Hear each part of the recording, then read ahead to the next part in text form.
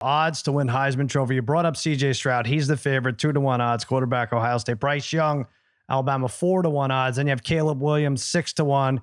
DJ Uiagalelei, 25-1.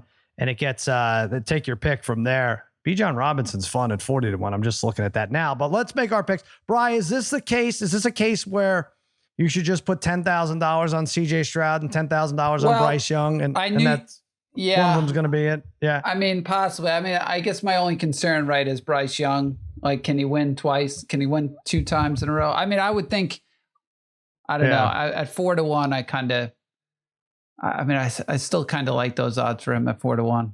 Yeah. All right. So who's your pick? We'll go through them all. Heisman. Yeah. I'm going to go with, I mean, we talked about him when we went over Ohio State, but I would normally have laughed at my pick a few years ago. So I'm going to go with Smith and Jigba at 50-1, just because I like the odds a lot for the wide receiver from Ohio State. So again, years ago, I would have laughed at this pick because I would have said a wide receiver wouldn't win this award. But after Devontae Smith won it, right, he blew up, right? He blew up that season. And even though Mac Jones had a huge year, right, it seemed like he was going to win. But I will say, Njigba last year probably had the most impressive performance, right, in college football of anybody at any point in time, right? Like phenomenal. 370 yards in the Rose Bowl. Phenomenal. So he's going to put up monster numbers again.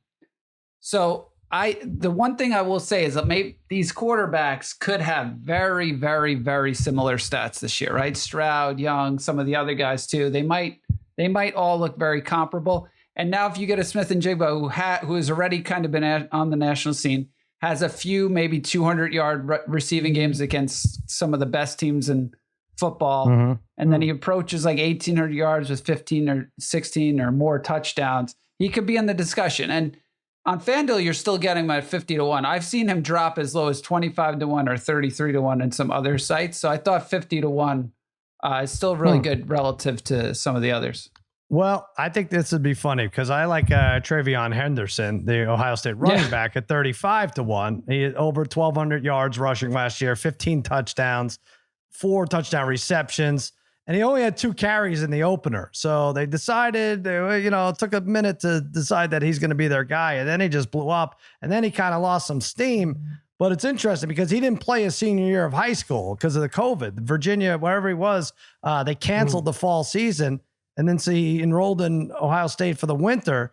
And so I think like he went almost 2 years without playing football. Now he's back in it. I think he's going to have the stamina. I don't know. Look, I know I'm going to lose this bet immediately when he goes 9 for 22 yards against Ohio, against Notre Dame. And that'll be that. But I like him. I mean, he still ranks second among Power 5 running backs and 20+ yard touchdown runs. That's huge. Those are highlight machine numbers, right? 8th in percentage of runs that gain 10 or more yards on Pro Football Focus. Game breakers all over the place. You're going to see it on SportsCenter. So, Brother Brian, I think it's funny. You bet Smith and Jigma, and I bet Trayvon Henderson, and then Stroud wins Heisman, right? Yeah. Let's just do that. Let's put them both on that. Okay, good. All right. Harry, you got a super long shot here. Yep. Listen, in past episodes, I'm all in on Tennessee, and I'm all in this year. And Hendon Hooker, quarterback of the Vols, at 60-1. Bryce Young, as we know, won it last year. That's 2 in a row for Bama. Maybe the voters look another way here. Hooker enters the senior season after completing 68% of his passes last year, 3,000 yards, 31 touchdowns, the most impressive. Just 3 picks for the whole season. Also ran for over 600 yards, 5 touchdowns on the ground. His main receiver, Cedric Tillman, returns 64 receptions, over 1,100 yards, and 12 touchdowns. And he's capable of having monster games in the Music City Bowl last year against Purdue, 400 yards, 5 touchdowns. And I'm telling you, the game of the year for the Vols is November 5th in Athens against Georgia. Both teams are in the SEC East. That's going to probably be for the SEC championship game. And they are going to upset Georgia in Athens. And it's going to be because of Hooker. And that's when everyone is going to start the buzz of Heisman for Hooker. Well, that has to be, right? I mean, and if he does it against that defense, that puts him in the conversation. If they lose that game, he is out. All right. Parlay Kid. I saw quarterback has won 10 out of 12 years. Is that what it is? I think I'm looking 10 out of 12. So Henry in 2015, and Devonta Smith in 2020. And then before that, it was Ingram in 2009. So yeah, 10 out of 12 for quarterbacks. You have a quarterback from the ACC. Yeah, Tyler Van Dyke of the Miami Hurricanes, Sal. A lot of people are high on this team. They got Cristobal in there as the coach. Now, if you take Van Dyke's last 6 games of the season, when took him a few games to get acclimated once he became the starting quarterback, but his last 6 games were absolutely phenomenal. 20 touchdowns, 3 interceptions, averaged about almost 360 yards per game against fairly good competition. We're talking NC State, Pitt, FSU, Virginia Tech, who normally defensively is very good, et cetera, et cetera. So he did this against good teams. If we double those numbers over a course of the season and he goes for 40 touchdowns and close to 4,000 yards, and Miami has the year that some people are predicting for them, I think you can get nice, really long shot odds here. So I'm seeing him at 35-1. Maybe you can give me some other odds where he stands right now. Let me see. I think that's what I saw. Oh, wait, maybe, 40 I see now. 40 to 1. I mean, look at Kenny Pickett, right? Look what Kenny Pickett did. I only mentioned him because he's from the same conference and, probably less visibility at Pitt than Miami. Yeah, and he outdueled Kenny Pickett last year when they played. Right. So this kid is primed for a huge year. I just think at 40-1, I like the long shot odds for a kid that if he really just double those last 6 games and double his production, he's going to be in the mix. Going to be in the mix. Not bad. Spaghetti, you have a pick? Have you thought this? Spaghetti still here? Oh, he's gone. Right. That's it. He said his piece, and that's it. All right, we can make fun of Notre Dame again. All right, NCAA title pick. Let's do it. We gave all the conference odds. We gave all our over unders for a million teams. I'll start us off. I'm all Ohio State, right? Trayvon Henderson for Heisman, and I like Ohio State at 3-1. Harry, you made a noise because I know you're going. You picked Michigan to win the conference. Well, there's a lot going on here. Ohio State 3-1. I just think it's good odds because, first of all, no question if they win the conference, they're in the playoffs, right? That's the one thing you don't have to worry about with the Big Ten. Maybe someone else can win the conference and Ohio State could still be in the playoffs, but they're not knocking Ohio State out anytime soon. I think Michigan regresses a little bit.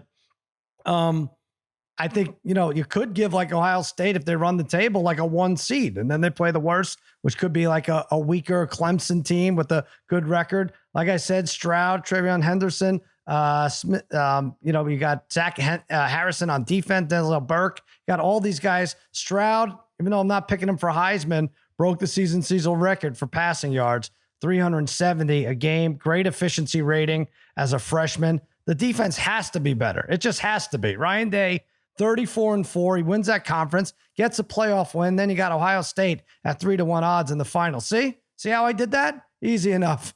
Ohio State wins it all 3-1. Go ahead, Parlay Kid. Wow, this is for a rival, I will say, and they play in the last game of the year, and it'll probably be like a 4-point spread. Who knows if it will be, but you got to think Michigan, you could get them at 50-1. That's pretty great if you really believe in them. Yeah, I'm not sure if I really believe in them, Sal. I'm just trying to go a little away from like your standard teams that we could be given here. But I think Harry talked extensively about Michigan. Picked them to win the conference. The only one of us. And why not? They're returning a lot of guys on the offensive side of the ball that average basically 36 points a game, which for a Michigan team, that's a lot of points. They're returning Ronnie Bell, who tore his ACL, a really good receiver that didn't even play last year. He returning a punt in game 1. He's back. If he's healthy, which it seems like he is, that is a huge boost. Michigan, they are losing, obviously, Aiden Hutchinson and some other defensive players, but Michigan is perennially a defensive type of team. They're going to fill some of their holes with just good organizational depth that they have in this program. Look, it comes down to beating Ohio State, possibly running the table and the rest of the season, possibly. I just think 50-1 is great odds for a team, like you said, coming down to the wire, What's that spread going to be against Ohio State? It's possibly they're going to be in the ballpark there. So why not just go off the beaten path here a little bit and take somebody like Michigan? I like Harbaugh. I know some people don't. I think he's a good coach. I think he has them primed to keep elevating. Keep elevating. It's just tough because you haven't seen these teams win a playoff game, right? If Ohio State gets there, they can, right? So just winning the Big Ten is a third of the battle, really, if you think about Michigan it. But even making it last year, Sal. Michigan making it last year, they look like a deer in the headlights against Georgia, though. It was awful. That's what I mean. And I guess that's why they're 50-1. She's bright. Yep. I mean, this is really what I should do. I'm seeing on FanDuel, Alabama, Georgia, Ohio State versus the field -340. Let's just do that. Let's just do that. Then you're rooting against Clemson and Michigan. That's really what you're doing. The rest of the year. Yeah. I guess, you need, at what point would you ever get worried in that? I'm trying to think. When do you get worried? You don't, right? I guess. Were you worried about Georgia when their quarterback went that? Like, it doesn't really matter, right? I don't know. I know. It's anyway, weird. You like Bama. Yeah, I like Batman +180. I mean, we don't have to talk on it too much, but when I gave this out the other day, I just think they're the most complete offensive and defensive team. This team has a chance to be really dominant defensively, right? Like they really shouldn't even have. I felt like they shouldn't even have been in title contention last year, and they were young last year, and they still had a chance to win, right? Until late in that game. I thought Gibbs was an awesome addition at running back for them. He's going to be probably one of their most explosive guys they had in the backfield in a couple of years. Not a ton of holes. Maybe offensive line is a little down, offensive line maybe might take some time. Wide receiver might take a little bit of time, but they're going to replenish the guys that they've lost. And Saban, thing is, if you've watched Saban so far in the offseason, he seems pretty confident. He's not complaining a lot, which I guess that means he really likes his team this year. So at +180, I'm not going crazy here. I just, I think it's their time to win it again. All right, Harry, it's hard to argue other than you just don't want to root for something like this. You're going Alabama also. Yeah, of course. I don't like Saban, but I'm going with Alabama as well. I don't think lightning strikes twice for Kirby Smart in Georgia. Saban's pissed definitely after losing to the Bulldogs in the title game. Young's was fantastic last season, +40 touchdowns to pick ratio, and they probably have the best Alabama, probably the best defensive player in college football in linebacker Will Anderson. 17.5 sacks last year, 6 or more tackles in 11 games last year, and 30-1 for the Heisman. It's not the greatest numbers for a linebacker in college football. It shows you what respect he gets. I'm on Alabama too at +180, reluctantly, but still, like Brian says, they're loaded. I think they're going to be the most talented team. Yeah. All right. What are you going to do? I mean, this is just how it is. There's like 2 or 3, 4 teams that can win this. So I'm sorry. No, I felt Spaghetti's frustration, but that's just what it is. Alabama +180, the favorite. Parlay Kid going with 50-1 Michigan, and I'm riding with Ohio State.